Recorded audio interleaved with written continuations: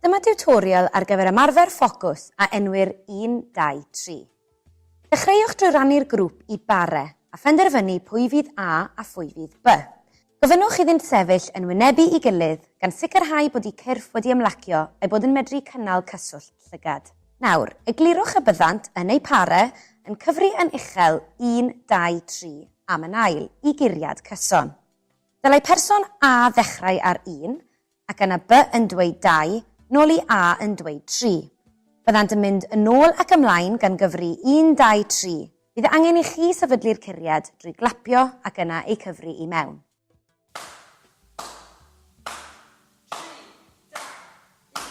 1, 2, 3, 1, 2, 3, 1, 2, 3, 1, 2. 3. Nesaf, dywedwch wrth y grŵp I beidio â lleisio'r rhif cyntaf, ond I wneud ystym corfforol yn ei le. Er enghraifft, mae rhif 1 nawr yn arwydd bys bawd I fyny. Clapiwch y curiad ac ewch eto.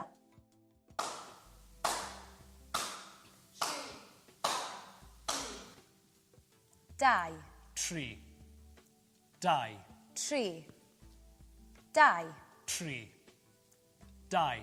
3.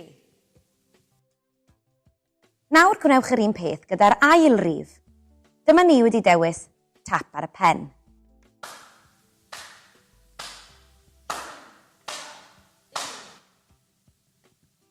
3, 3, 3. 3. Yna gwnewch yr un peth gyda'r rhif sy'n weddill, fel mae dim ond ystymiau corfforol sydd yn bodoli. Y trydydd ystym yma yw stamp.